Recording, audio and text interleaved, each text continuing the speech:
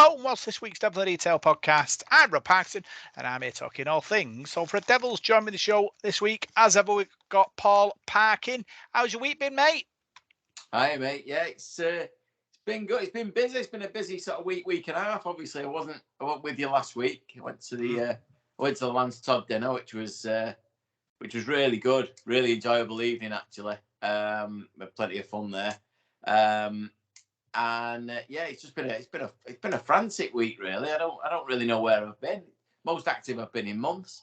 Quick mention actually. Obviously at the Lance Todd, bumped into plenty of people, sat with, great company. And I want to just give a shout out to Malcolm Crompton, who we know very well, who was there, come over from Australia and listens to us regularly. Apparently, so he can get his fix of the Salford accent.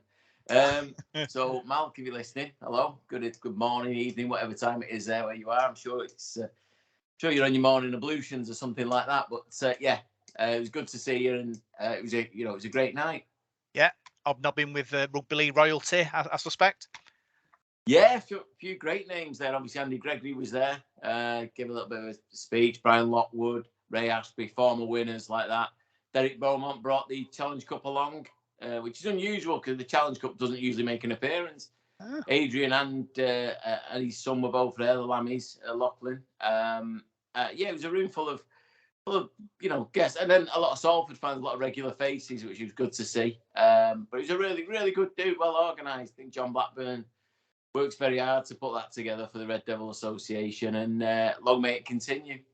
Yeah, I haven't been hobnobbing with rugby league royalty this week. I've just been doing the domestic stuff like mowing my lawn, things like that, to keep the grass low in the summer.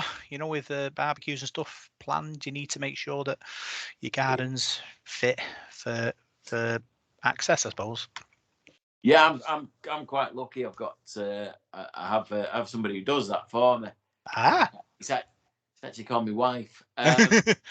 You might know she's really good. Actually, she's brilliant at what she's done to our garden. I can't honestly. It looks professional. I'd rather say that, otherwise I'll get hit. No, it does. It's really good. So I'm quite lucky. I get away with it, being constantly injured.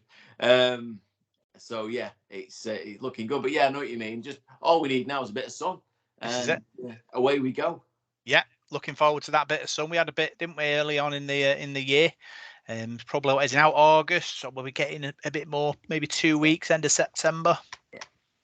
Yeah. Well, the way the weather's looking at the moment, it could be December before we see the sun again. But yeah, hopefully it'll warm up a little bit and we'll get a couple of weeks of sunshine in before it all ends again, and we go into another 6 months of winter. But yeah, we could do that. It'd be nice to watch more rugby in the sun, wouldn't it? Let's be honest. It's been a tough year for that. It's been pretty grim. I think Friday night Huddersfield was mild, but then it certainly dropped later on. It went a bit chilly towards the end of the game. I know I felt it, but fortunately, certain other things were able to keep us warm. Yeah, I know the Evans opened after the game while I was waiting for players to come out the players' entrance to try and get a few interviews, soaked to the bone, shouting, Sam Stone, please come on here. While they were trying to drag him away from kids trying to get photographs and autographs. I'm like waving at him in the rain. So yeah, big thanks to all the players that braved the rain to speak to me after the game. Paul had Paul Rowley and Kurt Haggerty in the nice warm stadium, which is great for him. Yeah, well, respected journalists like Paul, that's how they get treated, isn't it? They get different to everybody else.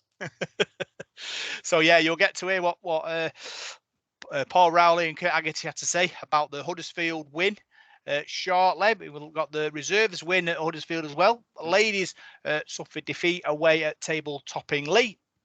And our PDRL team were in action at Warrington as well. So we're talking all about that. We've got all the news coming out of the club and in the rugby league world with the announcement of the TV deal being put out to tender with Sky Sports in the pole position to take that on. So we'll have a little chat about that, and then we'll look forward to the games this week. Our wheelchair team are in action in Rochdale on Thursday, and then Salford take on Wakefield on Friday at the Salford City Stadium. So we'll start with a victory against Huddersfield. So Salford Devils were victorious away at Huddersfield Giants. They won 32 points to 8. 2 tries from Sam Stone, 1 from Ken Seal, 1 from Chris Atkin, and 1 from Ryan Briley. Goals galore from Mark Sneed, and also a penalty as well. Paul Rowley's men back to winning ways, Parky. Yeah, I forgot what it felt like. Nice to be back in the winner's circle. Brilliant, absolutely superb performance. I'll be honest, obviously, like I say, I wasn't with you guys last week and I couldn't really give my opinion, but I was worried. I just thought, we were facing a Huddersfield side that were on the up, looked like they got a bit of confidence behind them, and we were completely opposite. We done well in games and been in them, but just didn't have that killer instinct. And I thought going to the game, I thought that would be our Achilles heel again. We just weren't going to be clinical enough and see anybody off. And then I got there, and for me, it was probably our second best performance of the season, other than the demolishing Hull up at the KC earlier in the year. From the start of the game, you just got this feeling about us. We were up for it. The defense, I know they scored first, but our defense was tremendous. It was 2 or 3 men in every tackle, and they were vicious. They meant it. I think I don't know what happened, whether the players had that week off in the cup and it refreshed us, and we'd had a chance to sit down and talk and recoup and sort of think, we're better than this. We deserve more, and let's show the world what we can do. And that was the Salford at times of last season. Because when we started clicking, we looked devastating. Certainly in that second half, we looked like we could break through in virtually every time, and that's unusual because Huddersfield's defence is something that is usually quite strong. I know this year, obviously, not having a great year, but Watson always sets his teams up to defend first and work from there, work from a solid base, and we made them look very, very average on Friday night. Yeah, got to agree with you there, Parky. I thought, after the last few weeks, I'll admit I was concerned. I couldn't see where the next win was coming from. But like you said, totally different sort of atmosphere, totally different mentality, totally different performance. Fantastic, really determined, really focused. Game management was spot on for me as well. Talking about Huddersfield, their big strength for me has always been kick us in a corner and squeeze. None of that on Thursday. We were making meters easy peasy all game. And, obviously the likes of Brad Singleton, new signing, in form, superb stats from him going forward, as well as all the other forwards making meters as well. It was a good day for our forwards and for Paul Rowley, who's obviously in the last 6 weeks have suffered sort of defeats, not sort of beaten badly, but beaten close, which sometimes is worse. When every time you go to a game and just get beat, it can get to you. But this team didn't show any of that on Friday night. Yeah, you're right about Huddersfield, to be honest. I mean, they disappointed me in everything they did. They've got some real talent in their ranks, and it did. I'll be honest, when I watched them, I thought they all looked pretty average. I didn't see anything special from any of them. They tried hard, some of them, Chris Hill and people like that, but they didn't have any impact. And our forwards, this is what difference it makes when your forwards go forward. It gave us the chance for the likes of Brodie Croft and Mark Sneed, Ryan Briley to play off the back of that. And once our backs get into the stride, we're a completely different animal. And then forward to the night, I've been critical of them for 2-3 years on and off. And that on Friday night was exactly what I wanted to see. We got the ball, we went forward, no messing about, no trying. There was every now and then there was an offload, but it was just get forward, get us out of our half, get them into their half, and let's punish them from there with defence. You mentioned Singleton, who was absolutely tremendous the other day. He was phenomenal. I think Ollie Partington put in another massive shift for us. Obviously Sam Stone, Big King V, again, going forward, knocking people on the backsides. If he keep hold of the ball a little bit more, we'd be happier. But he was excellent. Callum Watkins, again, what a player. What an absolute... He's just the complete leader for me. When I watch what he does, when we haven't got the ball, how he works so hard, tracks back and kills moves off. And then, like I said, he just gave the backs the space they needed. And you mentioned Huddersfield's kicking game. it was because we were making them kick from positions you don't want to kick from. You know, they were like we do every week. We're kicking from our 30, our 40. You can't get far enough down the pitch to have an impact. And that's what we did. We stopped them with our defence, and it was first class on Friday night, every single one of them. And after a little bit of a shaky start, once we grew into the game, we just grew into confidence. And from that point, we just looked like winners. Yeah. Some personal milestones as well. Ken Seo got his 100th career try, and Mark Sneed played his 100th appearance for Salford. So obviously, two key players for us, two big games for both as well. Yeah, Kenny Seo's been, ever since we signed him, he's been absolutely brilliant, hasn't he? I mean, you know, he's top try scorer for us generally every year. He's finishing, how he finishes tries is, he just knows he's something, you know, you get it in football, don't you, with a strike, and you go, well, it must be easy to do that. You know, you just put the ball in the net. It's not. It's about out where to be, how to read the play. And it's the same with wingers, you know, and in his defence as well. I mean, you know, he takes every high ball. He rarely makes mistakes. I'm delighted for Ken. He's been brilliant for us. He's easily one of the best wingers we've probably ever had. You know, I mean, obviously you go back to the 70s and great wingers there, but you know, in this modern era, I don't think we'll have had too many better if we have. And then Mark Sneed, yeah, in 2 spells, made it to 100. I think when we saw it, when he left and went, you know, off to pastures new, I don't think we'd ever think we'd see this. But again, and I think at times in his last 2 years with us here now, he's played his best rugby. Like some of the rugby he's played has been, he was good at all, don't get me wrong, but I think he's a different player now, and he's again a leader. He's grown into this role, and when he plays well, Salford play well. It's that simple. Again Friday night, he was fantastic. He didn't have to touch the ball. He just knew when to touch the ball, and that's the key for us. So yeah, all round an amazing performance, some great individual performances. I've got to mention Ackers as well. I think it gets missed sometimes, the work he does at hooker, and he's running with the ball, you know, that quick get it up and get us away. He spots trouble, and he spots when they're not in position, and he makes easy meters and gets us on that front foot, and that's something we've lacked in recent weeks. On Friday night, he was back to his best. And then the other thing I've got to mention was the fans on Friday night. Oh. I mean, the atmosphere in that stand. I thought, what team goes away after losing 7 on the bounce or something on a Friday night to a team in form, takes numbers like we did, which was, you know, it was phenomenal. I didn't expect anything like that, but the noise, I mean, it didn't shut up. It was brilliant. I think they give a paracetamol headache the other night. It was that. I mean, I was sat with Dennis Riley. I was sat behind Dennis, and he said to me, he turned to me and he said, "Can you imagine being a player and hearing that when you're behind your own posts or whatever? It must give you a lift." And it must, because I mean, I've got to say the fans were absolutely. And you sometimes you get that feeling when you walk into a ground and you get the atmosphere straight away. You think this could be our day. Something about the buzz in the crowd that gives you something. And sometimes you need the team to lift the fans, but other times you need the fans to lift the team. And I think on Friday night it was that perfect coming together, and yeah, it made for an enjoyable evening. Yeah, I'll tell you a little story. After the game, there was me, there was Paul, there was Jack Dearden, there was David Clegg, and the timekeeper, all sort of milling around while all the players were going over to the fans while they were, you know, clapping them and singing them. And they started singing "I See the Salford Reds Are Rising." And on the start of the second verse, it was that loud, everybody stopped and looked. And that shows how loud it was, because we were like, wow, where's that come from? And that's obviously because I'm 40, 50 yards away. And if it's that loud to make you stop and go, whoa, that's how loud it was. So yeah, tremendous support on Friday.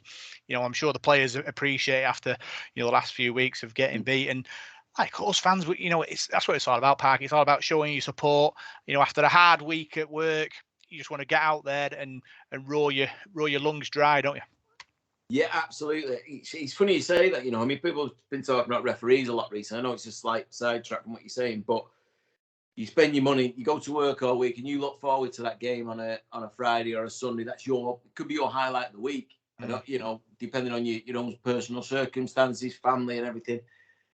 And you turn up and it gets spoilt by people say you can't blame referees for winning or losing. It can ruin your week. Never mind the game. So watching your team not perform does the same thing. It's the same. But when you go and watch his performance like that, it does give you such a lift. And now, I mean, I'm getting messages every day now about the top 6, this, that, and the other. Well, we'll be all right. We'll do it. You'd have asked the fans this 12 days ago, a week ago. It'd have been a completely different story. We won't make the 6. We won't do this. Well, I was one of them. One win, one performance turns the whole thing around on its head, and that's the lift it gives you going into the next game. Now everybody's buzzing for Friday. Everybody, you want to see it, you want to be there. People are saying we'll get Wakefield now. We can beat them, then we're set for it. If we'd have got beat on Friday night, the doom and gloom and everything that sets in again. What a difference it makes. That one performance, not just the victory. The victory's key, obviously, but it's that performance that they put together that was so virtually complete that it makes you think, do you know what? If we play like that, we're as good as anyone. Yeah, it's a moment in it. It's a moment in every season. We might get 2 or 3 moments through the season where you'll look back and think, yeah, that was a turning point, good or bad. But yeah, I think, like you said, after the last few weeks, we needed something, and they got it on Friday. They found a way, and the confidence just oozed out of everybody, both on and off the field. And like you say, we're looking at Wakefield, we're looking at Warrington, we're looking at victories there, and before you'd be thinking, can we scrape one? But now, after that performance, we're thinking we'll take anybody now, which is really important. Obviously, looking at the timeline of the game, Parker, we started really well, put Huddersfield under a bit of pressure, a couple of dropouts, but they scored first. Try from Jake Bibby, a little kick through. Ryan Brierley unable to gather. Bibby dived on it and scores 6-0 Huddersfield. Yeah, a bit lucky. I mean, we were at the opposite end, and obviously with my lamps the way they work, it was a long way away. But I could make out that the ball sort of going to the ground and coming out a bit, and it bounced. And I watched it on the Super League show last night, and that's just one of them. It can go anywhere. Ryan, even though he didn't control the ball, he could have grounded it and killed the ball dead. Anything could have happened at that moment. He didn't. He bounced it off something else, and Bibby's just there in the right place to score. It had to be an ex-Red, didn't it, who was going to score it? But at that point, again, you're thinking, do we ever get any luck? Are we, why? How does that go against us? But it didn't. It clearly didn't the confidence to. But I've got to mention, by the way, before you carry on, Ryan Brierley. What a performance! Defence and attack. That's his complete fullback performance. If that's somebody playing for Saints or Wigan or Warrington or whatever, the rugby league world would go mad about it. It was absolutely sensational. He was just everywhere in the right place at the right time.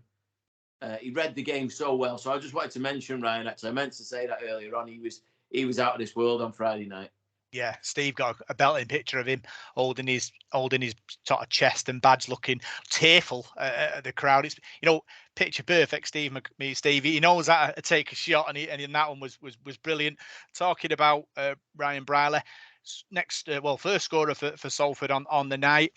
Error forced by Tim Laffey, ball recycled. Salford got in position, and a lovely sort of planned move. Brodie Croft puts Brierley through a hole. Brierley slices through, and Salford level at 6 apiece. Fantastic try, great move. Well, so again, but by putting them on the back foot, causing a problem in defence, getting the ball in there 20. Once we're in somebody's 20, we can be, when we're on it, we can be devastating. But that move, you could tell it planned. And then when Ryan Brierley scored, you saw the reaction of the players on the pitch to say it worked. That was exactly what we wanted to do. It was a brilliant try. Brodie Croft's timing. Just if that ball he pops up, special players do things like that, and people have got on the back of Brodie a little bit this year at times. But you give him the space and the time, you create that for him, and he'll create for you, and that's what he did. And I mean, that was a fantastic move, brilliant, and the smile on Ryan Brierley's face when he went over. Obviously, he's been at Huddersfield and he got a bit of grief a few years off him, so I'm sure he was delighted with that. But again, it was that forcing the error of them in there after happens to us a lot, and we, as soon as they turned over the ball, the lift it gave us, and and that was a great move. Yeah. So Huddersfield kicked a penalty to make it 8-6, but then Salford scored through Sam Stone, his first of the evening. I think it was lovely work by Mark Sneed. Fed Stone, used all his 6'4" frame to find his way over, and Salford led 12-8. Yeah, I remember thinking at the time, we've gone the wrong way. We've gone the wrong way. We've got an overlap. And Stone got the ball, and I thought, he's not going to go through here. There was a man right in front of him and two coming over. I thought, he's got no chance. And all of a sudden, he's just gone round one like he wasn't there, stepping like Paul Shaw would have done 20-odd years, 30-odd years ago. Yeah. Gone round him, and then took the other two with him over the line, got the ball down. It was great. So I was actually more shocked than anything else that he'd managed to get it over, because, like I say, I thought we should have gone the other way. But yeah, Sneedy did well. He created the space for him. And then that step of Stone, I mean, not usually you see sort of back rows. I mean, Callum Watkins could probably do that because he was a world-class centre. You don't usually get second rowers doing that, but it just shows how agile he is and what a player he's becoming for us. Yeah, grown this season for me. When he first started, I was like, but he's grown, and he's becoming a real fixture in our pack now. Like you say, massive figure, probably the most sort of biggest in comparison player that I've seen. Normally get real players who have big shoulders or big torsos, but he is big all over, Sam Stone. And he scores as well, which is great. So we go into half-time leading 12-8. Second half, Huddersfield put on a bit of pressure. Big Seb knocks on. We clear our lines. Big high kick from Mark Sneed. Chaos in the Huddersfield defence. Andy Ackers kicks through. Joel Burgess nearly gets on the end of it. Ball ricochets off him. Goes closer line, and Sam Stone's there again to collect his second. Yeah, well, that's what I was saying about Jake Bibby's try. Sometimes, we generally don't get the look, and that was one of the moments where it just seemed to bounce for us every time. Even when we kicked the ball ahead again the second time, it didn't go too far. It was just in the right place. And but again, it comes from we got them in a bit of a mess. Their defensive line wasn't set, and when Sneedy put the ball in the air, and we know what he can put it in the air. I mean, when he puts it up, it goes up, doesn't it? It's like Abdul Ulkayar. Certain players can just somehow make it loft 100 meters, and they looked a little bit in disarray. I don't think anyone knew who was going for the ball, who should have been where, who was doing what. And the great thing for us was our players just went for it. They followed the ball. They didn't stand around admiring work or waiting for them to catch it and let's defend it. Let's put them under pressure. Don't touch the man. Don't do anything stupid. He made the mistake. Well, didn't even get near it. And then from there, kicked it through. And like I said again, Stone being there. Yeah. Shane Wright's got an habit of doing that, of being just in that spot for a back rower where he's going to score a try because he just happens to be there. He's just, I don't know, he must be a talent. But no, at that point, I thought we were on top anyway. But that then made me think, yeah, we've got these. These they didn't look organised. It looked like we had them in a bit of a mess. And like I said earlier, Huddersfield's defence is something that is tough to break down. You beat them, you might only beat them by 4 or 6 or whatever. And at that point, I thought, yeah, we've got these here. Yeah, what it was, I think it was the calmness in the chaos where Watkins catches it, and just it's a simple pass to Andy Ackers, and Andy Ackers kicks it, but it's both of them thinking, in all that madness, this is what we've got to do. Yeah. There's so many players who aren't able to do that. They'll kick it sort of far or drop the ball or something. So that was too sort of a big moment for me, and that's why these players are top players, because they know how to make the difference in mad moments, and that was sort of fantastic. Next Salford try scorer was Ken Seo. Lovely kick to the corner. Seo dives over, scores his 100th try of his career. Typical Ken Seo getting on the end of an opportunity, and Salford to clear it 24-8. Yeah, again, but the kick is perfect. Absolutely perfect. We created a space, and then it was, it was just waited for that to be on that spot for Kenny Seo. They must have known it was coming, because as soon as the ball's at his foot, he's gone. He's run after the ball. He's turned their winger. I thought, was it Senior, the winger he faced? Yeah. And he's rapid. He's a quick lad. So Kenny to go around him. I mean, I know he won't be listening, so he'll be all right. But he's not the youngest, as he can see. He's definitely still got a turn of pace when he needs it. And again, no panic. He focused on the ball. He didn't bounce it. He didn't, slide out of play or anything like that. Perfect. But the kick through is so it's just there waiting for him. There you go chase that. And just more great work. And again, shows what they do in training. You can see that it works. When it works perfectly. And that was another really well worked try. Yeah, little bit of pressure from Huddersfield at that point. Briley kicked the ball dead. Brodie Croft did a try-saving tackle in the corner. It's all, like I say, we talk about moments, don't we? And even though that doesn't come to anything, if Huddersfield score there with 12 minutes to go, kick the goal as well, everyone starts to get a bit twitchy, don't they? So even if no one remembers their moments, if you look back and think, that's the moment we won the game for me. Yeah, I think the Brodie Croft, Ryan Briley, again, he stopped the try, but the Brodie Croft one, I think, is massive, because not only does he stop the try, we get the ball. You know what I mean? It's not a dropout or anything like that. You keep giving teams repeat sets, they will score eventually. Ryan Briley got to that ball brilliant, just in time. Again, like I say, he was just there in the right place at the right time. But Brodie Croft chasing back, showing the desire, and he took the winger out, and obviously he didn't ground the ball, but he put the ball out in play anyway. And we got the ball from that. And that, again, that moment, you saw the players come together. They're bouncing about, because that's that extra little effort that wins your games, that wins your big games. And they're the moments that will turn seasons and will make you win games. Them little efforts.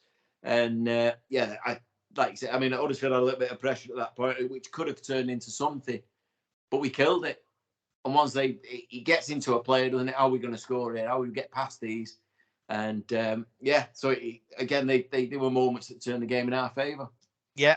Salford's final try was Chris Atkin. Lovely move through a couple of pair of hands. Chris Atkin on the end of it goes over to make it 30 points to 8. Travelling fans going back, bananas behind the goal at the other end, and 2 points secure for Paul Rowleys' men. Yeah, and at that point we'd made a few half breaks and so on, and dropped the ball. There was a lot of that. That was the only thing that disappointed me. There was a lot of drop ball, first, second tackle that we made silly mistakes. We cut them out. Again, we could have scored 40 or 50. I'm not exaggerating. I think anyone who's there would tell you that we were that far on top. But yeah, another good try. I'm delighted for Chris Atkin. But I just love the man. I think everything he does, he doesn't make mistakes. I don't ever go, oh, he's dropped it, or why has he done that? He just seems to be 10 out of 10 every week. He don't do anything stupid. And then he's backing up in the right place at the right time. You got a player like Chris Atkin on your bench who can play anywhere you want, really. You're in a really healthy position. And he again, delighted for him. And the move leading up to it was brilliant. We bamboozled him with a bit of skill. And that's the stuff we saw at the back end of last season. And if we're coming into that form again now, I think it's time that other teams might have to watch out. If we can play like that week in, week out, we're a definite for a playoff spot, and probably a little bit of a worry for people for the playoffs, because that's that form and that kind of play and that togetherness that they shown. There was a tackle late on the winger where we took the player out, and about 4 or 5 players carried him out of play. And the crowd went mad like we'd scored. But the players themselves, again, that jumping on each other, and that's it. It looked like we were back to being who we were maybe 12 months ago. And it was great to see, and it just gives us such a lift. But the players must be absolutely buzzing this week in training. Yeah, very exciting times. Huddersfield obviously frustrated at the death, kicked the ball dead from a dropout, and Mark Sneed popped to 2 points over to finish the scoring on the day. Paul Whiteside spoke to Paul Rowley and Kurt Haggerty after the game. This is what they had to say. So that was Paul Rowley and Kurt Haggerty talking to Paul Whiteside after the game, and obviously both happy with the performance after such a good win. Yeah, and still very grounded, despite how good we were, and Paul Rowleys. I understand what you're saying to Paul about, Paul sort of starts off by saying that he's been a while in coming, and Paul Rowley seems a little bit taken aback, and obviously what we mean is we just haven't won in that long, but we have been close. And Paul Rowleys basically, without using a coaching cliche, stick to the process if you like, follow the process. And that's he doesn't say that because Paul Rowleys not that kind of coach, but we don't have to change anything. We know what we're good at. We know where we're strong. And when we get teams on the pitch and we get a bit of luck, and I will say, decent refereeing, we're a good team. So it obviously delighted him, and Kurt spoke excellently after the game. Again, it's more about focusing now on next week and moving on, and that's the blueprint of who we are and what we're going to do.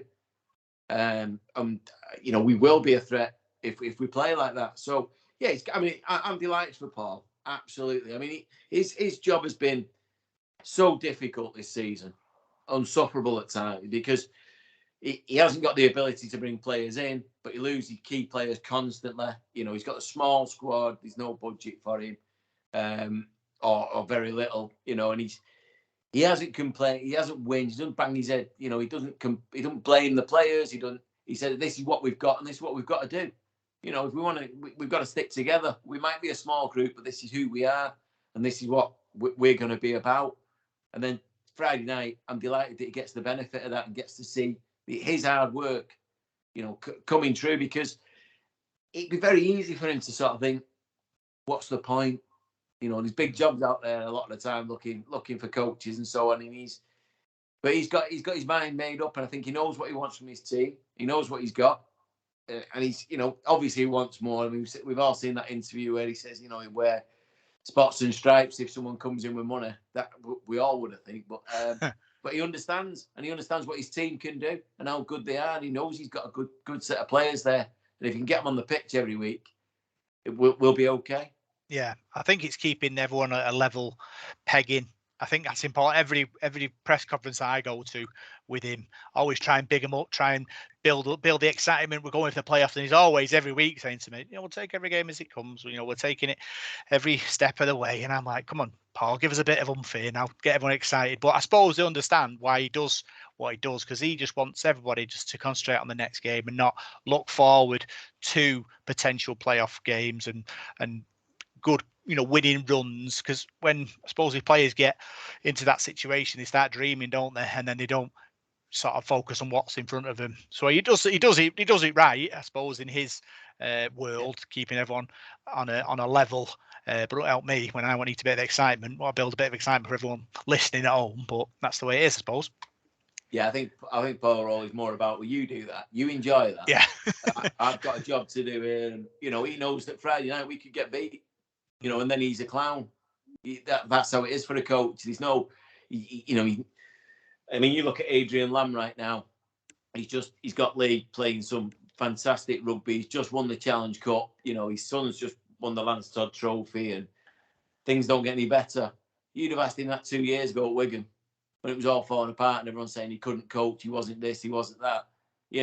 That's how it is, and that's how a coach's lot is. And Rolls knows that. So there's no point him now coming out on Friday night saying, yes, we're the best team, or we should be in the playoffs anyway, we're this good.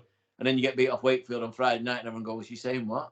So he knows what he's doing, he knows what he's got, and hopefully he's got his plan right for the back end of the season. Yeah, he talks about the journey, doesn't he, a lot, and talks about changing people's perceptions. And I think it's, like I say, it's important we do get to the playoffs, because people always think, oh, we're not going to make it, or we'll drop out, because this team's different, this coach is different. Paul Rowley, I think he's probably statistically Salford's best coach since the 80s. I think he was on 49.1 win rate before Friday, joint with Ian Watson. So obviously he won Friday, so he's obviously gone above, hasn't he? So that's a sign of how good he is. Even though we lost sort of the last 6 before that, and he was towards the top of the Super League before that run came in. So he likes to do his business quietly, but stats don't lie. He's a top coach, and you're just hoping, obviously, this is the start now. The wheels start to turn, momentum begins, fans get behind them, players continue to function like they were on Friday, and playoff isn't too far away for me.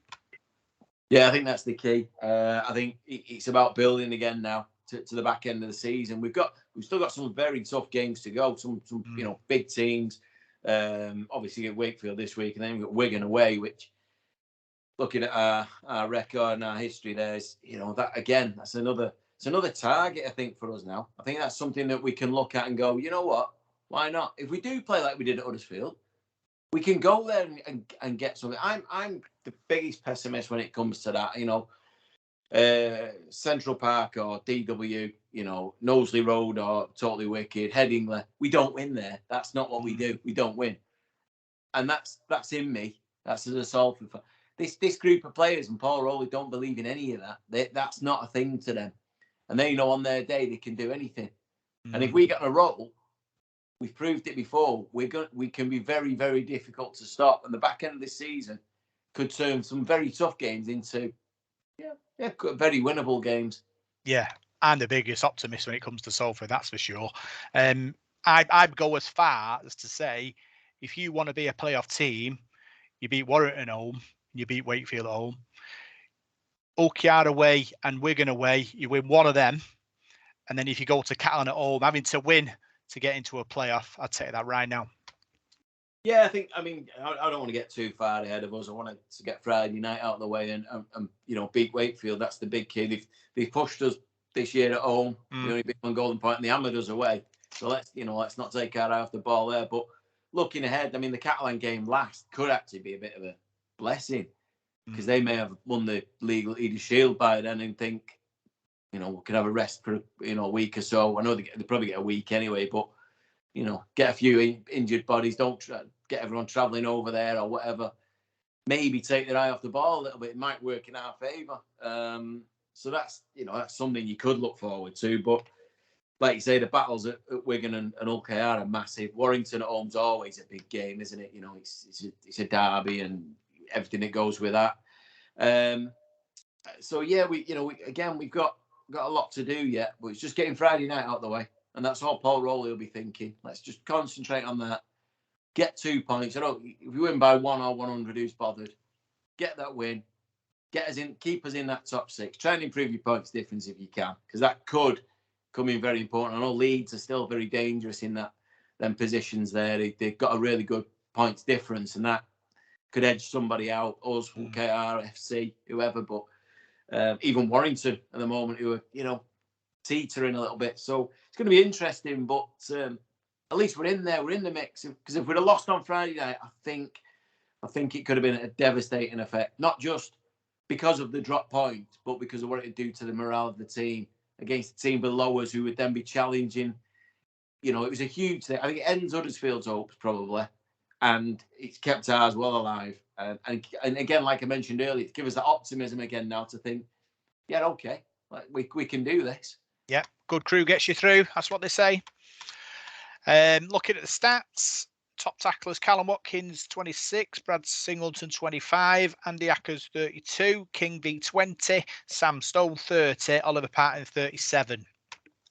Well, yeah, I'd probably say we, certainly in the second half, had the majority of the ball, so defending wouldn't have been too much of a mission, but it was the way we defended as well. There were gangs of players putting them under pressure. That one we dragged them out pushed him behind his own try line. 3 players met him and carried him back. Again, I mentioned the one where we took him into touch. Constant, just great defence. Ollie Partington, he seemed to be getting back to the Ollie we had at the start of the year. I know he had that injury, and I don't think he's looked fit properly since.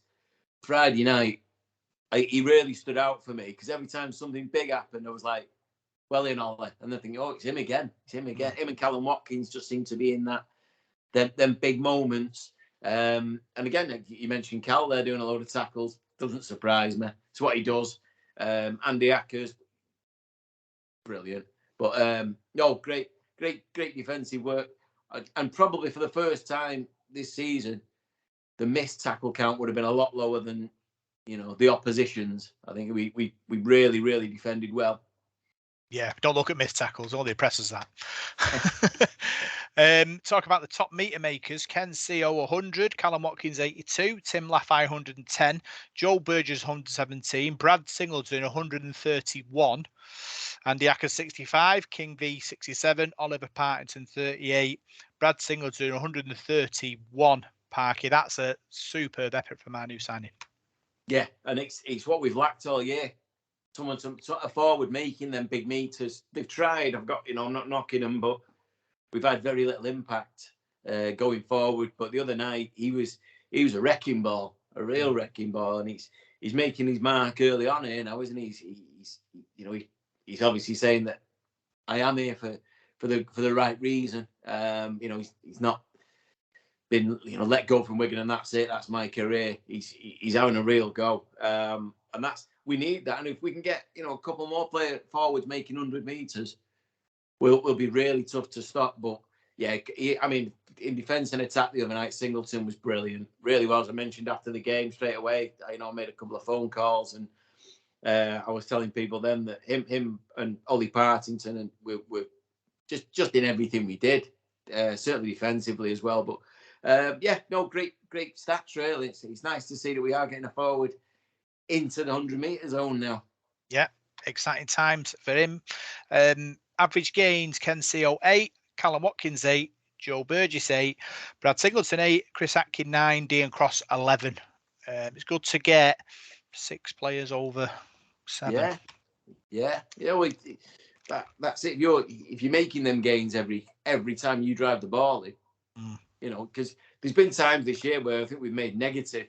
You know what I mean? We've got the ball and ended up going backwards. But on Friday night, that was the thing for me. We seem to run more direct and tire them out. If they've got a big pack, and that must have been a tactic of Rowles that, take them on at the middle, tire them out. Because if we don't do that, our backs are not going to get anywhere. But it was really good. You could see their players getting frustrated. And I remember saying a few times, just watch your heads here because there's going to be some tackles coming in because they were losing it a little bit. Certainly the likes of Jake Connor, who it doesn't take much for to lose it. People like that were getting a little bit angry. They were getting turned around constantly. So I think we got our tactics spot on.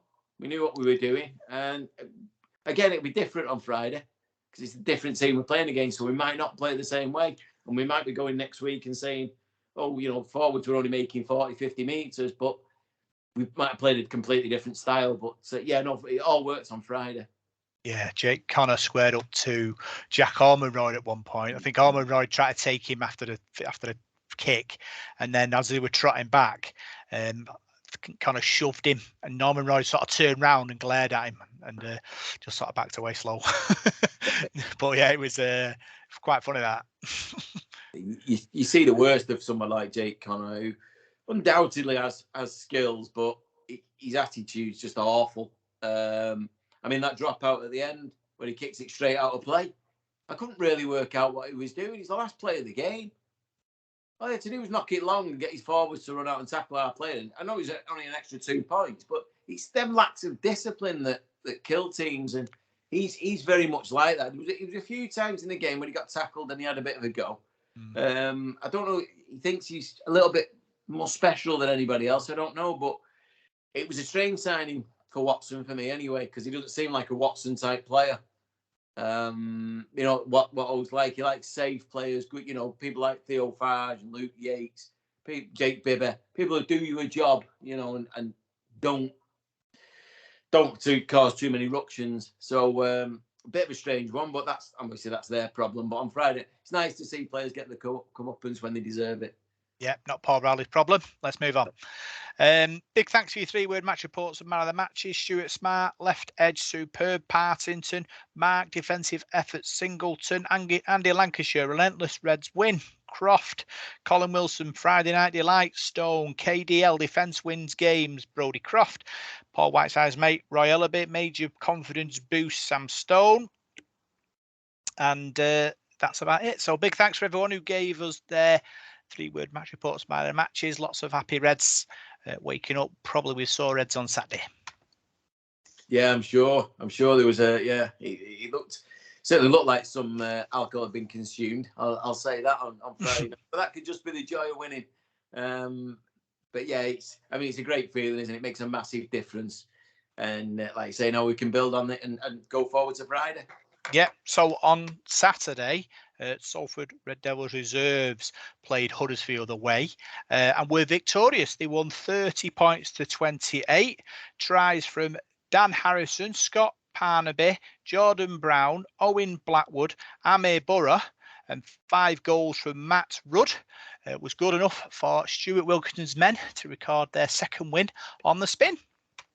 Yeah, great win. Really good. Huddersfield they've got a massive playing roster at Huddersfield. Somehow they managed to fit about 40 players under one salary cap with, I don't know, 5 key players. And so some of them aren't going to play, so they would have been in their reserves. And they'll have a strong reserve side, and obviously this world-class academy that they've obviously got, but we were told they had anyway. And we've turned them over. What a great result. And these lads, we've said it a few times, and I've heard Stuart Wilkinson obviously say it, that it's not about results as such for these lads yet. Maybe more next year and the year after. They've gone down the route of having younger players because we haven't got an academy. Players that they can learn and get better every week, and they've been learning through defeats a lot of the time this season. We know that, but we've said it. There's no pressure on them. Just go and learn the game, get better, and then you get results like this, and that's unexpected, I suppose, in some ways. But it just shows that the promise that some of these lads have got. Yeah, 3 Salford tries in the first half, 2 for Huddersfield. Salford went in front at half time, 18 points to 10. We extended our lead in the second half with 2 quick tries to take it 30 points to 10. But then Huddersfield came back like an express train with 4 tries, missed 3 goals at the end. But we're not bothered. We took the points, Paul, 28 points to 30. Yeah, doesn't matter how you win, just win. But to get out into that lead, it probably might have took us a bit out of us. And the big thing is at the moment, or certainly in the last few years in rugby league, momentum is huge. If you've got momentum behind you, will score points. It seems to be more so now than I've ever known it in rugby league. You see it quite a lot. A team can be well in front, and then all of a sudden it turns. And the opposition get on a roll and score. Well, we saw it in the first team the other week against Saints. First half was us. Second half, Saints got the ball, got on the roll, and it just happens. So yeah, that could be the key. And like I say, if Huddersfield have got a bit more experience in their reserves than we've got, controlling a game, making the right decisions at key times can cost you. But we've all gone in there, and we've got the result. Yep, our PDRL team were in action this weekend in Warrington. They played Leeds and Wakefield. They played Leeds and lost 20 points to 16. 2 tries from Jordan Boland and 1 from Sean Beglan-Jones. Conversions by Tima Hughes and Sean Robinson. Close game. Leeds are a good team, but our PDRL team battled hard, but unfortunately couldn't get the win. Yeah, no, a great effort, really good. And I suppose the key is with that, again, it's like in every walk of rugby league in many ways. When you look at Leeds, they'll have a lot of players available to choose from, squads. And our guys, they're a happy band of brothers and sisters because they do stick together. There won't many of them, so they'll all do sort of big minutes and everything. It's a lot more difficult for us at the moment. So hopefully we can continue to develop. I know it's shown great promise, and it's a wonderful thing to have, isn't it? And I hope we get to see more of these guys because every time they play, they seem to be somewhere else in the world. Be nice to have a sort of a tournament or something down at the Salford Stadium where we could all come and watch. But no, full of praise for them, and just keep going and keep enjoying. And hopefully, again, wins will come. Yeah. Then they played Wakefield and lost narrow 18 points to 12. 2 more tries from Jordan Boylan, conversions from Lily Forbes and Dave Heffernan. Like I say, 2 narrow defeats, but really it's not about winning or losing, Parky. It's about playing and enjoying it. And even though they lost twice, Rugby League was the winner on Sunday. Well, I had the pleasure of sitting with Dave Heffernan at the Lamb's Todd the other week.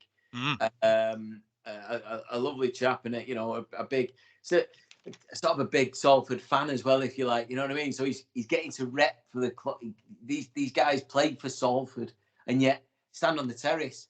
He came the other night. And he got some sort of video messages from Sam Stone and Shane Wright, who were at the Lance Todd, to send to his son. You know what I mean? It's that the joy it must give you playing for the club, playing for something. You put that shirt on. You 1 minute you're on the terrace watching your heroes, if you like. Next minute you're one of them, and we're going to be watching you. That must give them so much joy. It's a great position to be in, and I met with David first time I'd sort of spoken with him. It's a lovely chap, and I wish them all the very best. They're all so keen for it. So yeah, good to see. Yeah, exciting times for them. Hopefully, more games and hopefully more wins to come. Let's move on to our ladies. They were in action against Leigh, away from home. Leigh top of the table in Super League 2, and our ladies lost narrow, 28 points to 22. Tremendous game. Both teams going at it.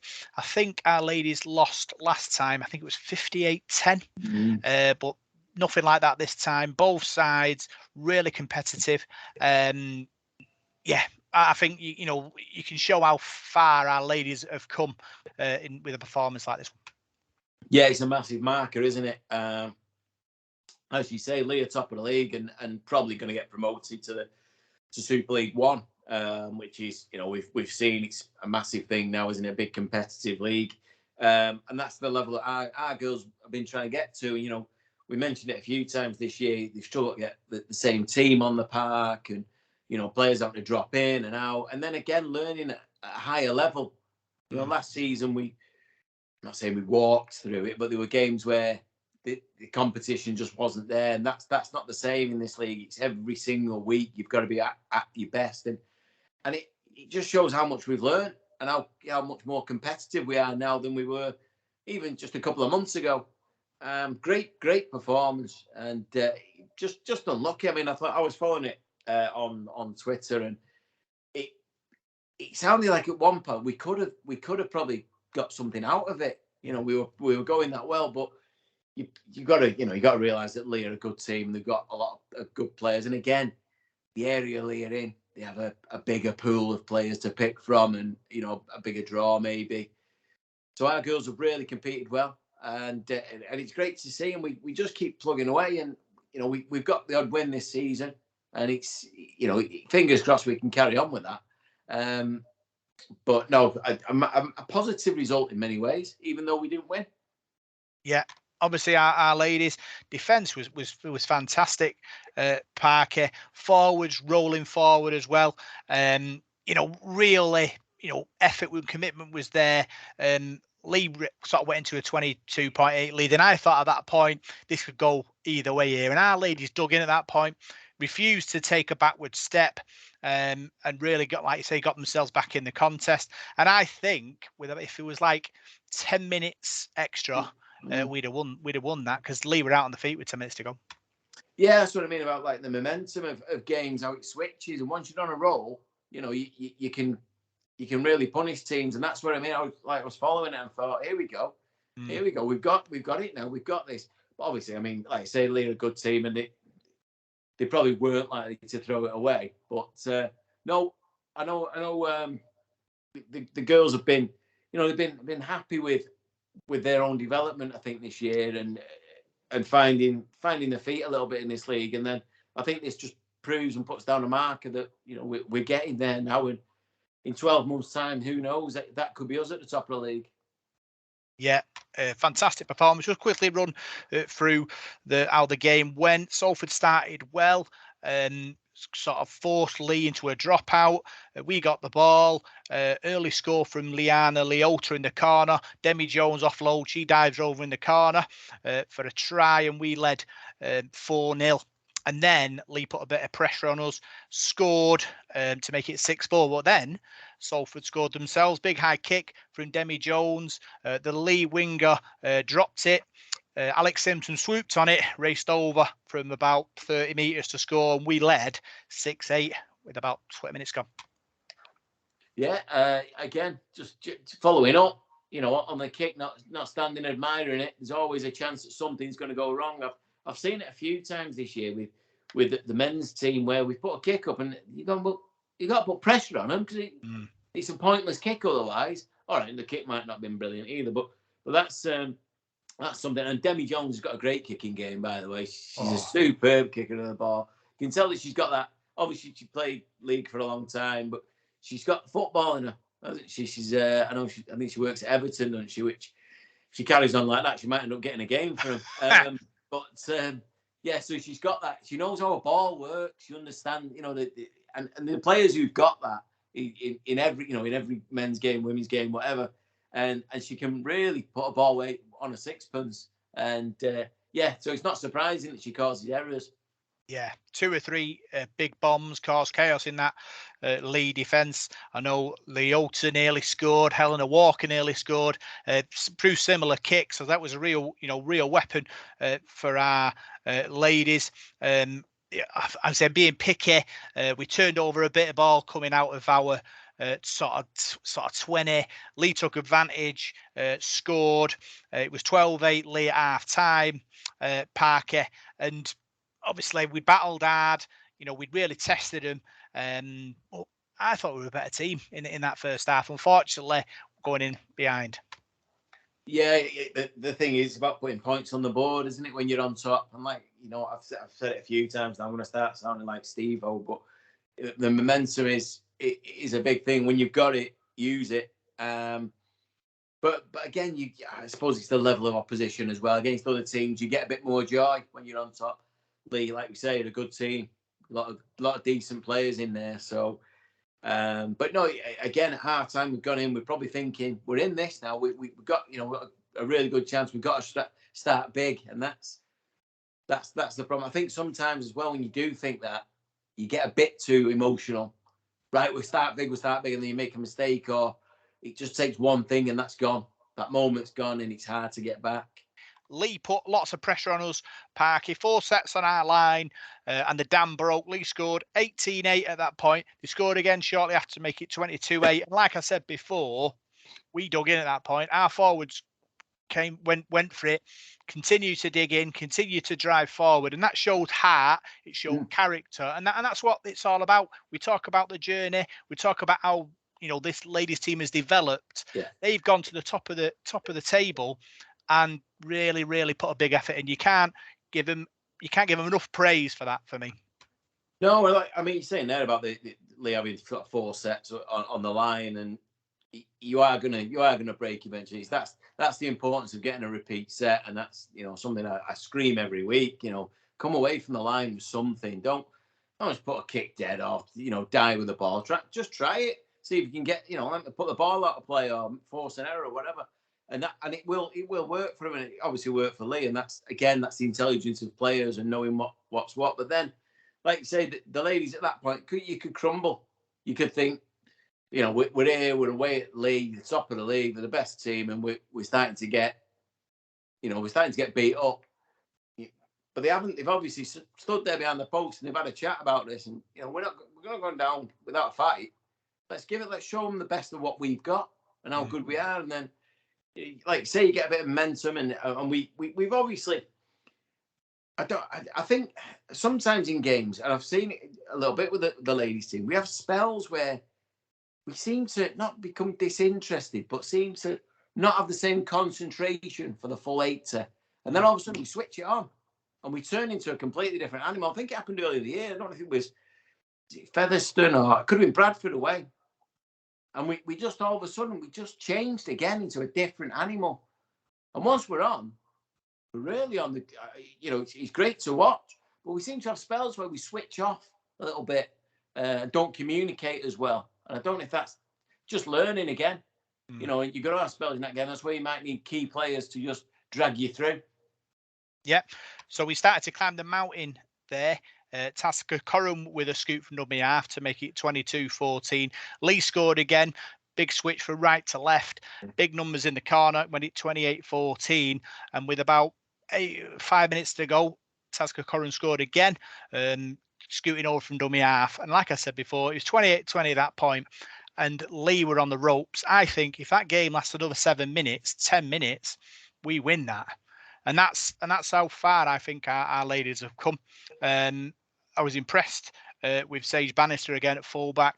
You know, some really good touches. You know, Leigh kicking deep and having to scramble back and beat the chase. You know, fantastic from her. And Liana Leota, fresh from representing, I think it's England netball team in the World Cup. Scored a great try, you know, really good, you know, drives forward as well. And I think everyone was really impressive. You know, like I said, the forwards, you know, the defence was there to be seen. I think, obviously, you're going to be disappointed that we lost, but you're going to be proud of what, you know, where they've come and where they're going. Yeah. Yeah. Well, I said it again. They're still learning. You know, a lot of these girls are in the first year of playing rugby league. Some are only in the second year. You know, you're coming up against players who've been playing rugby league most of their lives. Some of them, you know, certainly from, you know, the sort of key rugby league areas, if you like, Wigan, League, you know, Leeds, places like that. Our girls are learning, and they're learning every week. And we know there's good players there. We've seen it. We know how good they are. But sticking it together at a full 8 at that level is where we've got to go next. But we're recruiting good players as well. You know, each year we'll add another, you know, couple of players that'll be a little bit more experienced maybe, and you know, want to go, because there's a project at Salford at the moment. That's probably what it is. And players from the outside will look at it that way. You've got your developed clubs like Saints and Leeds and York and Wigan and teams like that. And if you're a player, you have a choice of where you go. You're probably looking at Salford going, well, let's see what happens. And I don't think anyone can be anything less than impressed by what's happened there in such, you know, 18 months, 2 years. It's incredible. And yeah, I think development will carry on, and I think we'll get better. And I think hopefully we'll start bringing through our own players. And you know, like I say, this time next year, let's see where we are then, because this is a big step that we've made this year. And next year we'll know more about this league. We'll know more about the players, and hopefully we can just keep progressing. Yeah. I got reaction from head coach Chris Bates and loose forward Brogan Evans after the game, and this is what they had to say. So Brogan Evans and Chris Bates reaction after the game. Chris was talking about completion and obviously bits where he feels we can improve, but happy with what was produced, and not, like you say, how it's coming together.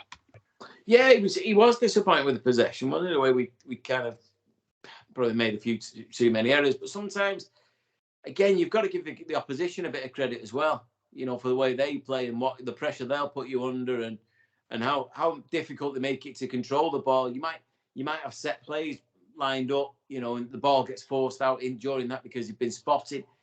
It's tough, but the girl, like I say, the girls, Chris knows that. I'm not, you know, he knows his team better than anybody, and he can't be anything less than impressed by what he saw, really. The improvement in a few months, like you said before, from the game we played at the Salford Stadium a few months back to where they are now, it's fantastic. And it is good for coaches to be critical, you know, and say, you've got to get better at this. And if you do get better at this, you will win games like that. That's the next step. But, you know, we're not there yet. And like I say, we're still learning when and where to pass the ball and when to, you know, to do what with it. But no, I think he's right in what he's saying, and you know, he's not being hypercritical at all. He's just a little bit disappointed that those things have happened. But in different games and against maybe lesser opposition, that doesn't happen, and you go on and win the game. Yeah, Brogan Evans talked about, you know, where they've come from and now they're going forward in that direction. You know, if you're not listening to Brogan Evans' pop-up podcast, I advise you to listen to that. You know, great journey she's been on, really good talker, well worth a listen. But yeah, she was spot on for what she said as well. Yeah, no, we spoke a week ago or so, didn't we? Or was it at the weekend about Brogan? And yeah, she's really good. She talks a lot of sense as well. But she's a good player. Again, another one really that's, you know, still learning on the job in many ways. But she was right in what she said. Again, you know, she was happy. You could tell in her voice that she was happy with what they achieved the other day. That's a big sort of marker thrown down, and it'll give them confidence. Now the girls know how good they were on at the weekend, and they can take that forward now into the next game and say, well, we performed like that against whoever, we've got a great chance of winning games. And again, it's just like I said about the men's team, that boost it gives you, knowing you put a performance in. Sometimes it's not the result, it's the performance. And, we again, like I said, we put a marker down there now, and we've just got to back that up in the next game, whenever that comes along. The ladies' fixtures are very erratic, but next time the one comes along, we've got to keep that momentum now and that confidence. Yeah, I think they play Barrow and Featherstone in the next two games. I think the game is in 2 weeks' time. I'm going to guess it's Barrow, but it probably will be Featherstone. Check the club. They'll have the fixtures there. But it's well worth, looking at it and supporting the ladies. They're looking to get a home playoff spot. A couple of wins or one win in that situation, might get us there. And I suppose it is important if you get a home tie in a playoff and you play well, you're 1 foot in the final. Yeah, I think I know Barrow will be tough because they're really good, aren't they? Barrow ladies, they're up there. But yeah, like I mean, it'd just be great to be in the playoffs this year. It's another step. We've come from nowhere last year. We didn't have a team, to getting promoted and winning a trophy, to then the year after stepping up a league and making the playoffs in the next league. You can't ask for more than that, and that's got to be the aim. We're not expecting silverware and everything else. That's not where we're at. But just to be competing, and then like I say, this time next year, who knows where you can be, or we might be going, well, playoffs is the minimum next year. That's the way it's got to be, and it's it's happened so quickly. I think we forget where who we are and where we've come from. So still a lot of learning to do, but if they can make the playoffs, what a great effort. They'll make a film, Parker. They'll make a film. Bruce Willis for you, John Candy for me, Jimmy Nail for Paul. Already got it written down. It's already there. Yeah, fair enough. I mean, I like the Bruce Willis bit. I'll settle for that. Yeah. So, unlucky ladies, keep working hard, and we'll see where the journey takes us. So that's the results for all our teams this week, and now we'll see what's happening in the world of Salford Red Devils and Rugby League. So we'll start with the Sky TV deal. It's gone out to tender. Sky Sports are in the pole position to be granted the licenses. We're going off rumour. There's nothing solid about amounts to be given to clubs. On Twitter, there is talk of it being less than before, which is a problem for many clubs, because obviously the Sky money is a major source of finance. So if you're not getting as much as you did before, it means you have to cut your cloth accordingly or ramp up your revenue streams. Yeah, well, I mean, that's all IMG are going on about as well, isn't it? You got to start bringing in more to add to the pot, if you like. I don't really know how to take it. It does look like Sky are going to get it. The one good thing, before I have probably a bit of a rant, is it looks like every game will be shown. Thus, we'll have to have a video ref, which makes the game even at last after 28 years. Every game will have a video referee, so decisions can be made, hopefully a little bit more fair, because that's been, you get 2 games a week that have a video ref and the rest don't.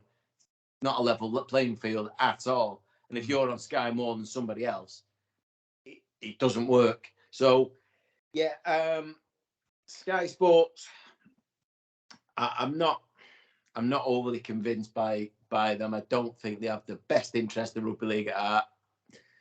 That's my thought. I would have liked it to have been shared about a little bit more. I know it's not in concrete yet, but it looks that way. And then somehow it looks like we managed to negotiate a lesser deal than we did a few years ago. I don't know how that happens. I looked at the Football League, not the Premier League, the actual Football League, which has got its biggest deal ever. Women's football's got its biggest deal ever. Netball got its biggest deal ever. We take a step backwards in rugby league. We seem to be, yes, thank you, sir, thanks for your efforts. We're delighted to be part of this. And it seems a small-minded mentality for us.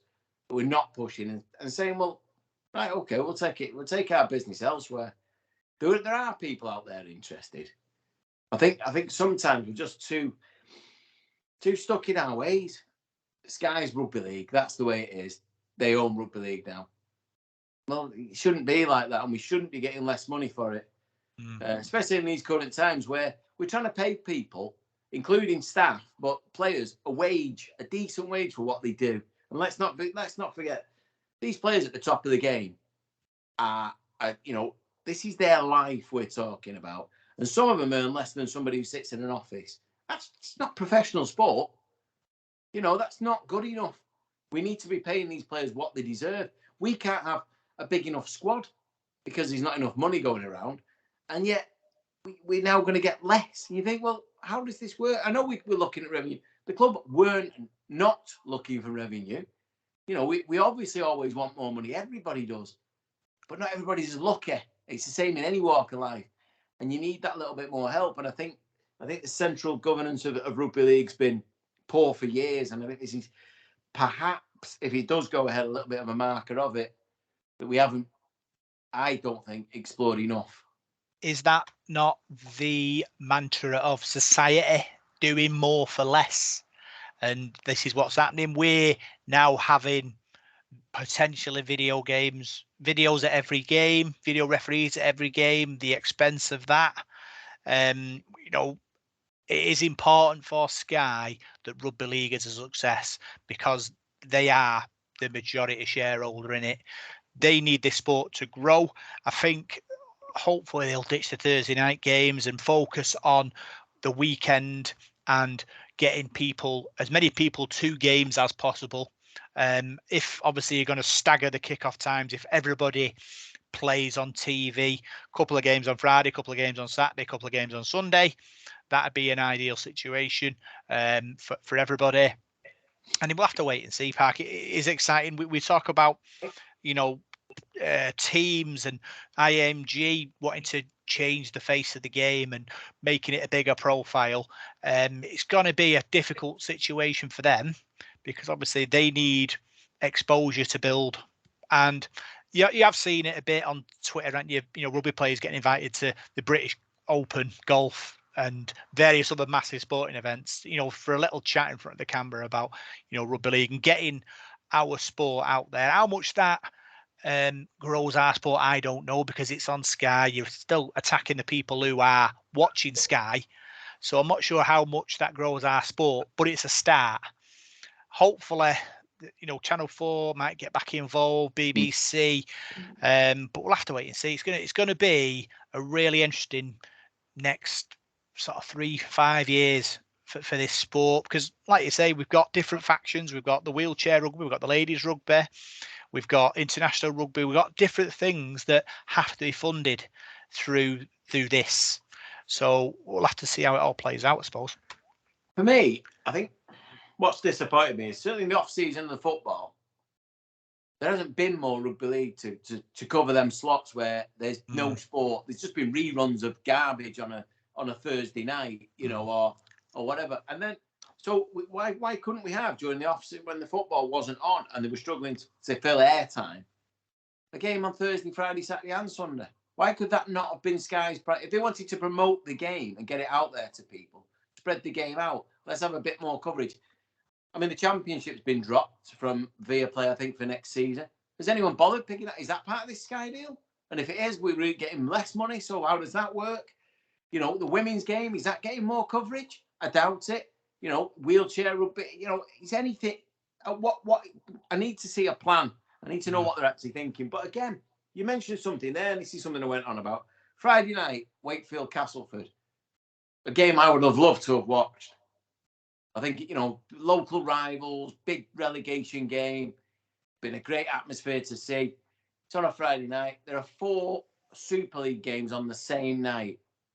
Now, you take out the 2 teams that are already involved in that. Now, I know it's a reduced capacity at Wakefield, but let's imagine it held 12,000 and they filled it. That's 12,000 people not watching on Sky. Then you've got 3 other games involving 6 teams. Who would a lot of them would be at their games, not watching on Sky. And the Sky figures then look rubbish.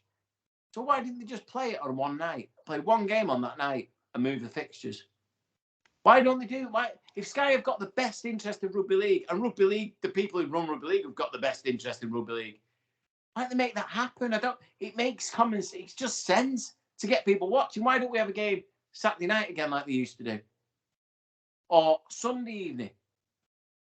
So rugby league fans who want to watch the game, your main customers, the main reason I've got Sky Sports in my house is to watch rugby league. Otherwise, if Sky wasn't on, if rugby league wasn't on Sky, I'd probably ditch it. I'll be honest with you. But and go to wherever it's gone, wherever it goes.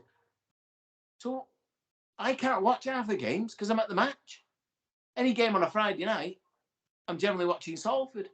So I don't get to see it. I can record it, yeah, but it's not. You've heard the result by then, and it's not the same. You don't get the same buzz. And I just think the whole thing needs re-looking at. And let's separate game days, and let's make Sky Games stand alone.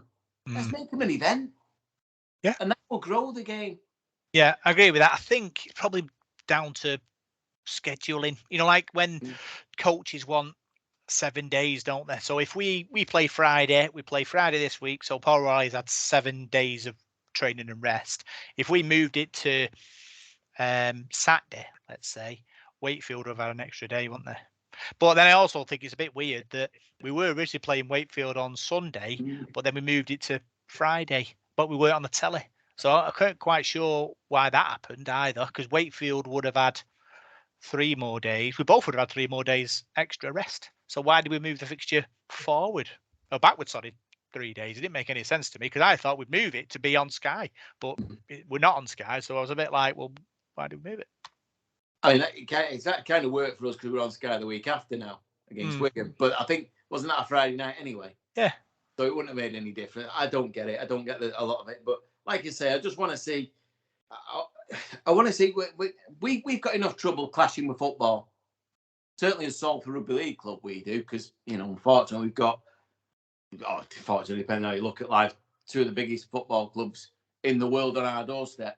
It's always going to be an issue. But football in general is it's a dominant sport. So if it's on the telly, with no point us trying to compete with it. But Sky could easily plot around that and work around it. They know when the football fixtures are going to be, so you could put. But they don't, and I don't know. I think to get optimal viewing, you have to make Sky Games stand alone. I know I watched the Leigh game, Catalan, at the weekend. Brilliant. It's like Saturday afternoon or Saturday, but there was nothing else on Sky at the same time that could affect it. I know there was football on if you're going to a match, but generally it was free. So all rugby league fans with an interest in rugby league could watch it. Makes sense to me. Yeah.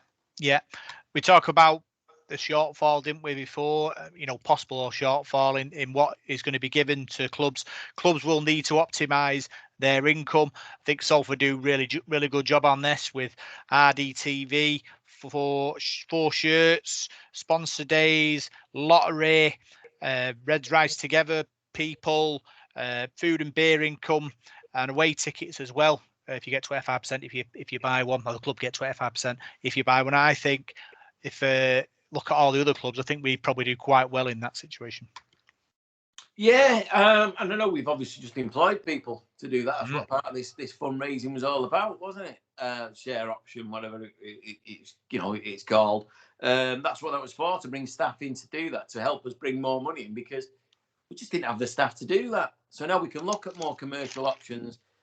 You mentioned there about the beer and food, and I didn't realise till Paul King mentioned a few weeks ago, we still haven't got that sorted because there's a block through the council, which now comes to light that there is a problem being caused, that the takeover now is being delayed because there are a couple of councillors who are against it. And that's just delaying us. And, I mean, it makes you wonder, doesn't it, who's on your side sometimes. I know, obviously, Paul Dennett and his people are all very keen on the stadium being taken over and helping the club as best they can.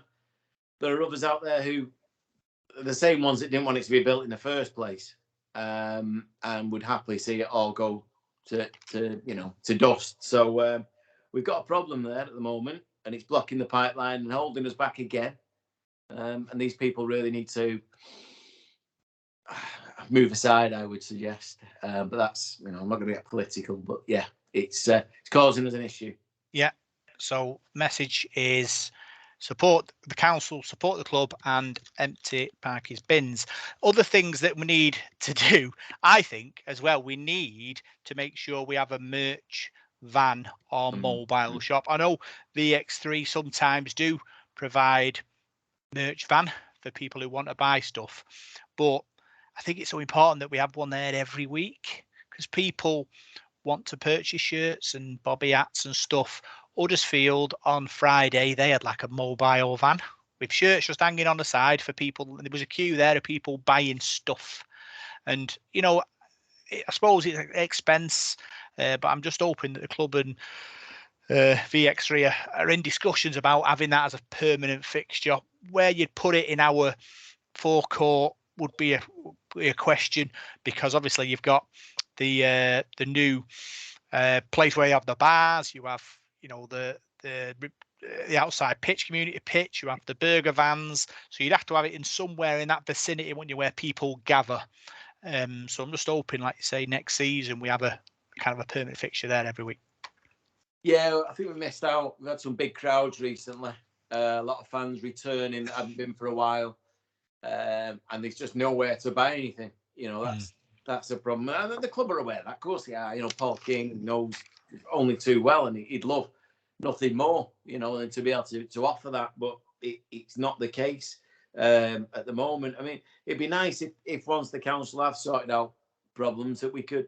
I don't know. Is there no way that us and Sale can work together and share the shop that's already built in the stadium? Is there no way that can come together? I know there's a problem then with suppliers and that kind of thing. I don't really know how they work putting the merchandise together. Whether if you're selling something from VX3 and they're selling something from, I don't know, is it Canterbury or whatever at Sale? I don't know who they're with these days, or what? I don't know. But one thing I will guarantee is that no matter how you do it, there wouldn't be short of volunteers to help run it. To keep it. They don't have to be open every day or anything like that, but make sure it's open on a match day. That's one key. But I think it's something we desperately need, because we're going to lose out on so much in terms of revenue, I think, as we have done for the last few years. But yeah, the van, the VXV van, every time it's there, seems to be massive queues next to it. I went there last week to buy something at the last game. It was there, and there was people after the game. We were the last ones around, and there were still people queuing then. So it obviously does good business. So, and a lot of people are. I've done it, but a lot of people are against the the £6 delivery charge and things like that. And in these times where money's a little bit tight, you would rather just go and get it, and so it's something they've got to look at. But I'm sure it's something they're discussing, and hopefully we can get money together to do it.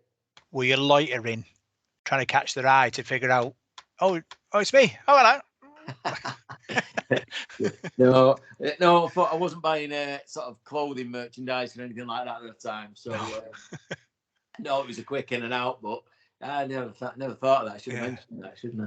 You're probably like going, what's he doing here? Just sat there looking at me for 10 minutes. What's he want?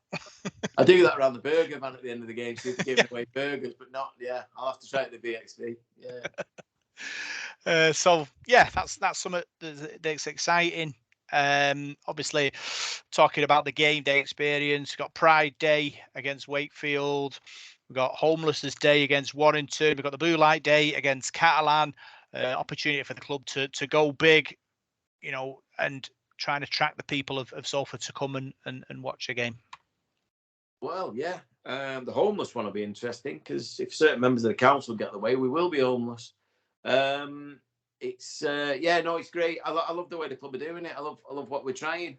These are the things that I think Paul King and the other guys at the club, Marcel and people like have tried or wanted to put into place for ages, but there's no staff to organise these things. There's been no, and now this money's come in, we can start doing that. Obviously, the advertising is, on the boards outside, the electronic boards and things like that, and things are changing a little bit. It's going to take a while. These things don't happen overnight. but it's about putting it in place now to build and go ahead. But it's a great start. We had the St. Anne's, didn't we? And we had the Armed Forces, which was a magnificent day. And if you can combine these events with winning rugby league games, that's the one thing that we can't guarantee and never guaranteed. We've tried all sorts in the past to get fans in, and putting silver pots on shelves usually wins things. But that's to come. But I think it's great, and I look forward to what it does and how it helps into the community. And just shows that we're not just 13 blokes on a pitch every week. This is us. This is your club. Don't care who you are, where you're from, what you do. That's up to you. But you're part of this. This is you. It's always seemed a lot in sport has always seemed very sort of exclusively probably male. It's just you blokes go to the game and that's it. And then over recent times, it's become a lot more family friendly anyway. And now I see it. It amazes me actually how many females I see these days at games. It kind of shocks me a little bit because it's from when I first, when I was a lad. God, how old am I?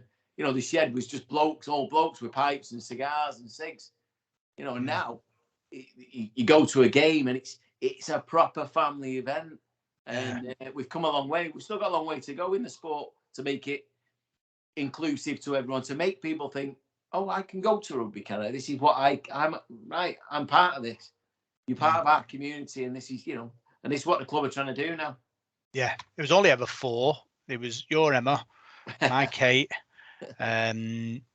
Rachel Zoe, and someone else I can't remember top of my head. But there weren't that many. But now, like you say, it's a family event now, which is great. Obviously, we need that to grow the support.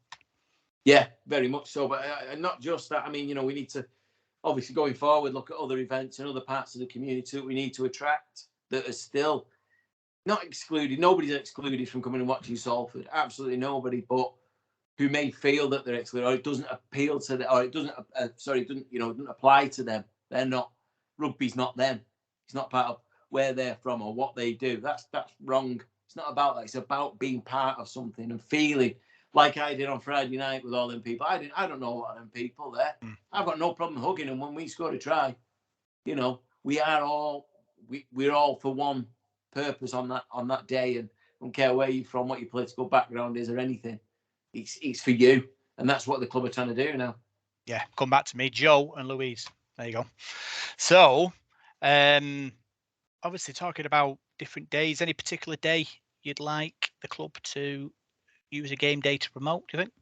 Yeah, well, a selfish one. The organ donation. That'd be a nice thing. I think it's a huge thing. Needs to be a push on that, and it's easy for me to say. My opinions have changed a lot in certainly the last 12 months on that. So that'd be nice. I think things for that again that promote for the community, that bring people in. There's a lot of really good charities out there. Sort of Save the Children, that kind of thing, or even Children in Need when that comes around again. That sort of, something to kind of help those who just haven't been as fortunate as we have in many ways. Unless I was dragged up, I didn't get anything, but at the same point, I had what I needed. I had a family and that kind of thing. So that's a possibility. I think perhaps linking up with the hospital as well. We know how the NHS struggles week in, week out just to keep the lights on. I think sometimes, there's certain departments in the hospitals that need things. Obviously, we do a bit for cancer care and that sort of thing. And me and you, Rob, obviously Diabetes UK. There's so much, but it doesn't even have to just be charity, does it? It can be any section of society. I mean, I think for me, one of the big ones is people's ethnic backgrounds that don't involve themselves in rugby league. There is very, very little sort of Asian sort of coverage in rugby league or anything like that. Why can't we have an Asian day? Why can't we have, you can have your cuisines outside the stadium. I mean, imagine that. I mean, that attract thousands anyway. But to learn about other cultures, I know Eccles alone has quite a large sort of Polish community. Can we do something there? There's so many options, so many things you can do. But yeah, I know the club will look at it, but we've only just started, but you only get so many games a year as well. But I think that's what these these committees will be for. Yeah. Well, exciting. We'll see what comes out at the other end after all. The community obviously decide what they want to see at the games. So that's all the news, Parkin. We'll now see what's happening in the World Rugby League with Whiteside's World Rugby League. So that was Whiteside's World Rugby League, and now we'll look forward to this weekend's games. So we'll start with our wheelchair team. They're in action in Rochdale on the 24th of August. Rochdale Leisure Centre, they take on Rochdale Hornets. 6 p.m. kickoff, Parker. Exciting times. They played their first game in Preston a couple of months back. But yeah, will be another exciting game for them. Yeah, it's going to be interesting, isn't it? It's a shame it's coming out so quickly. Like, I jumped on us for Thursday night. If you live in that area, you live in the Rochdale area, you've got to get down there. We've all seen wheelchair rugby now, haven't we? It's an amazing sport, absolutely fantastic, frantic and violent, a bit like why we like rugby league. I think that's the idea, isn't it? No, it's brilliant. I wish them all the best. And again, I want to see it a bit more local to us at some point, where we can go down and see it in one of the local leisure centres or wherever. I don't. It must be difficult to organise as well because of the amount of chairs, and you want to get spectators in and how it works. But yeah, no, it'd be interesting to see how they go on and who's actually playing for us. That'd be good. I'll tell you what might be good, Pendlebury Rec, because there's like a viewing area, isn't there, on where the pool side is and also on the gym side. So there's seats there. I don't know how many people it'll hold. I have no idea whether we could do, but if you're going to go and do something like that, there gives opportunity for people to watch. Yeah, absolutely. I think there'd be a few places, a few of the local centres would probably be ideal. I don't understand. I don't know the full logistics and what's needed, and you've got to have your post, you've got to have so much space at each end, and roll off area just in case, because these collisions are massive and someone's going to go flying. So yeah, that's interesting. Obviously, changing facilities and all that kind of stuff as well. It's a huge thing to do, but that'll be interesting. Yeah, I look forward to that. I'm a little bit disappointed. I won't, couldn't go Thursday night. Be interesting. I think that'd be fun. But the sport itself is brilliant, and hopefully, they can get more sort of frequent matches. A bit like I was saying about the ladies' games, a bit erratic. But hopefully next season we can get involved in the league and take it from there. Yeah. We're in action. Well, Paul Rowleys men are in action against Wakefield on Friday. Another must-win game. Obviously, after the victory against Huddersfield, momentum needs to be built for our playoff charge. Yeah, it's still a dangerous game, this. It's too easy for anyone to take their eye off the ball a little bit and think, oh, we had a great win last week. Wakefield got beat. They'll be down. It's a tough game. Like I said before, they give us a real battle at our place and a real going over at theirs. So if you're not on it, it's going to happen in any game in Super League. If you're not on it, you'll get beat. They'll be disappointed, but they're still fighting. They're fighting for their lives. Some of these players fighting for careers. Super League clubs, there's only 12 of them.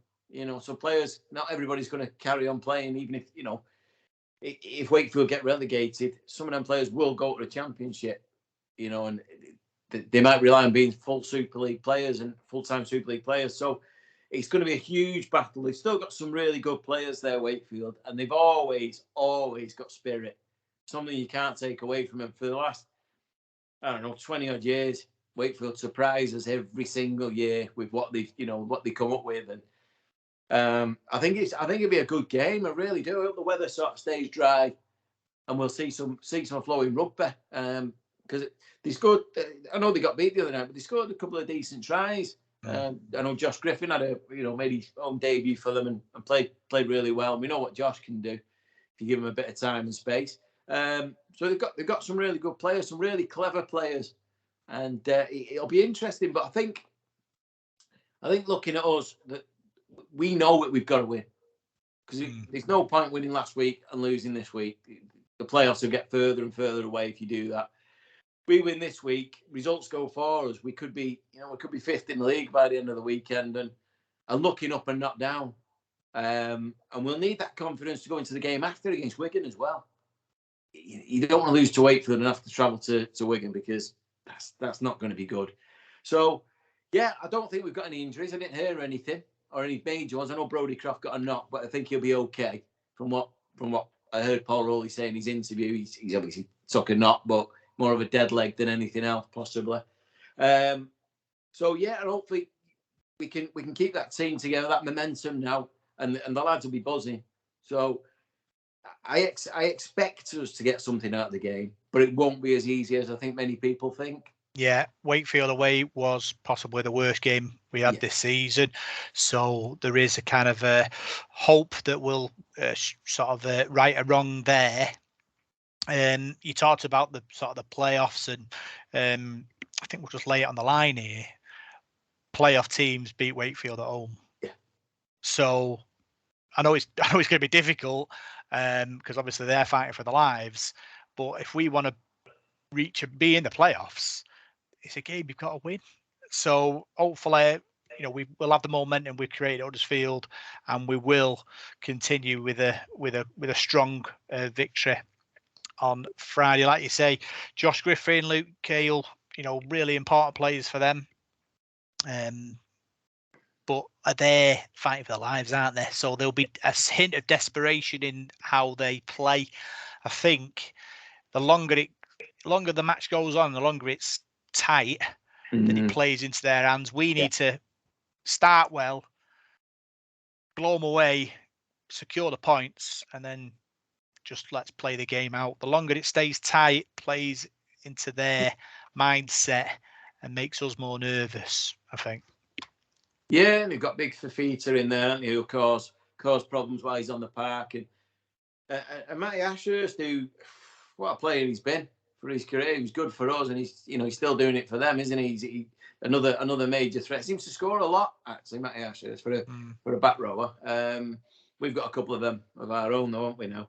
I think you're right. The key, if we do get off to a good start and we play like we did on Friday, we could make life easy for ourselves. Not easy as in an easy win. I'm not expecting the 70-odd points we scored against them last year.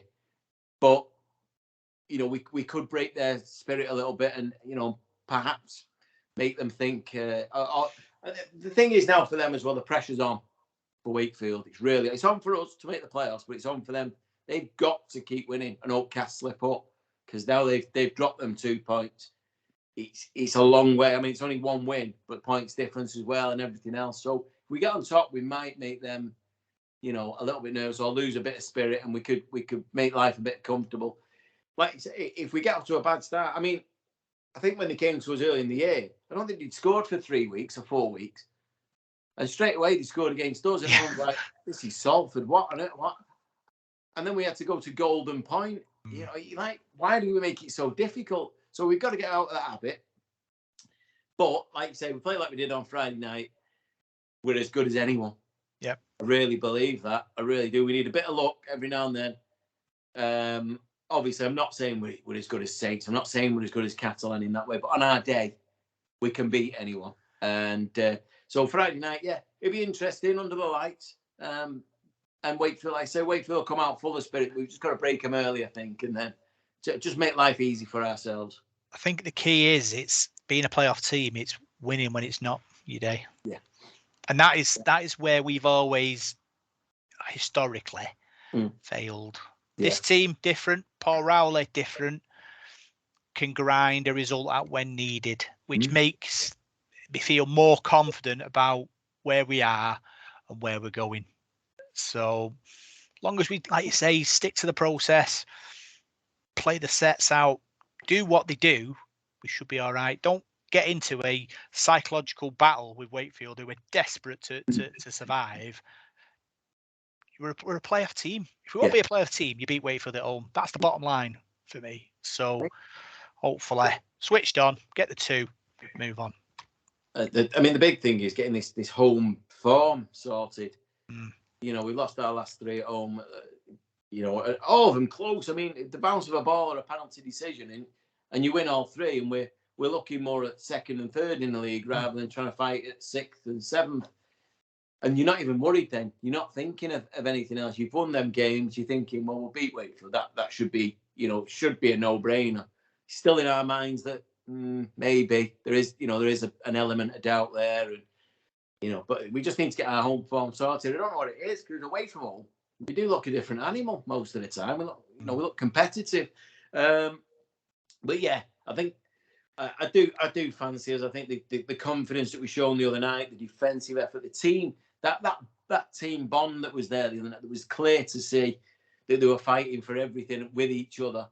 I think perhaps, and I'm not saying that there was a bad apple, but maybe there was something just upsetting the camp a little bit behind the scenes that was cleared, and now we're moving on, and we're looking up for the back end of the season. That could be a key. I don't know. I'm not saying that, but it's just something that's coming to my head that maybe there was something.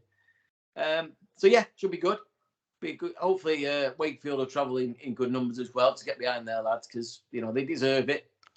They do things tough like we do. I think Wakefield remind me a lot of us, us of them. And I wish them well, but obviously just not this weekend. Yeah. Prediction time, Parker. Just quick look at the weather, because Paul Whiteside isn't here tonight, so it's my job to look at the forecast. Friday, cloudy, 18 degrees. So thinking maybe jacket, that kind of temperature. Yeah, a bit like what Friday night was supposed to have been. I think it was supposed to be a bit like that Friday night. It was early on, and then it went a bit chilly later on. So yeah, I think as long as it's dry, it'll suit us quite a lot. I think I'm going to say we're going to start strong. We're going to start big. We're going to come out confident. They're going to come out fighting. There'll be a battle early on, but I think we'll break them. And I actually think we're going to win the game 28-8. 28-8. That's a big margin for me. That a big margin. More like me. Yeah. My prediction. That yeah. Really. So I do what you do and go close. It's off by 2. I too think we will come out like a house on fire, because that's what we've got to do to win a game like this. I'm going to go Salford 36, Wakefield 10, and I'm going to go Dion Cross hat-trick. Interesting. For the win. Interesting. I don't think Dion scored enough this year. Not by what he set last year. So that's interesting. Yeah, it's going to be interesting. I think the confidence we've got from Friday night, certainly the confidence I've got from Friday night, and I'm not playing, it's given us a big lift. It's got us out of that. Them 3 defeats at home were heartbreaking, really. I thought, we like you say, they're the games where you think we should have or could have. Sometimes you get battered by 40 and you go, well, what was don't do anything, does it? Team with obviously knowing the game was over with half an hour to go. When you're in it to the end, like we have been in the last 3 home games and not won, that's a bit soul destroying. And you're thinking, how do we get over the top? How do we start winning again? And then you get a performance like Friday where you put on a real score away at an half decent team. Yeah, we should be buzzing for Friday night. Yep. Exciting times. Big thanks for joining us on this podcast. Another great show. Just want to say a big thanks to all our listeners who donate via the Ko-fi, allow us to, purchase programs and equipment to produce this podcast for you to enjoy, Parker. Yeah, absolutely. Yeah, I have to get my light fixed. That you bought me. Not on this week. So if you noticed, I look like Phantom of the Opera, in light, one half in dark. Yeah. So, but yeah, no, absolutely. Again, I say anyway, the generosity of people, it amazes me. We just sit here and talk about rugby. It's a joy to do. I'd be doing it to myself, babbling on about something anyway. So, yeah, no, thank you, so much for what you do, and I just hope you enjoy, what we do. And if you don't, thanks for listening anyway. Yeah, and if you don't, you've just wasted an hour and 2 hours of your life. But I'm sure, like you say, we, record listeners, people engaging with us, through the Ko-fi, and also sort of telling us how much they like to listen. It means a lot. It means more than you'll ever know, really, because of the, the hard work we put in with the match reports, the previews, the recordings, research, and everything that we need to go through in a show. It's it's a joy. Really, it's really, and we've been doing it 7 years as well. It's we've gone through the whole Kukash years and the successes and the sadness at sometimes as well. And it's been a journey, and like I say, we're hoping for the next leg to be as successful as in 2019, maybe. Yeah, if you're like Malcolm Crompton and you're watching us while sat on the throne, welcome. It don't care where you are, where you're watching. Thank you very much. And if you are somewhere random in the world and you're listening to us, let us know, because it's quite interesting. I know you might even just be on holiday in Mexico or something, but it's still, something different. It's, we see certain stats and so on, but we don't know who you are or where you are. So just let us know where you're listening from or watching from, because it's be quite intriguing, really. I'd like to see. I'm sure somebody's somewhere really random, like the Falkland Islands or something like that, or stuck in Antarctica waiting for a bus. I don't know, but wherever you are, it'd just be interesting to see. Yeah. So, big thanks for joining us on this Devil in the Detail. I'm Rob Parkinson. You can find us on Facebook, Devil in the Detail SRD. You can find us on Twitter at DITDSRD. And you can find us on SoundCloud, iTunes, Radio Contact, Spotify, and YouTube. Good luck, Reds. We'll see you soon.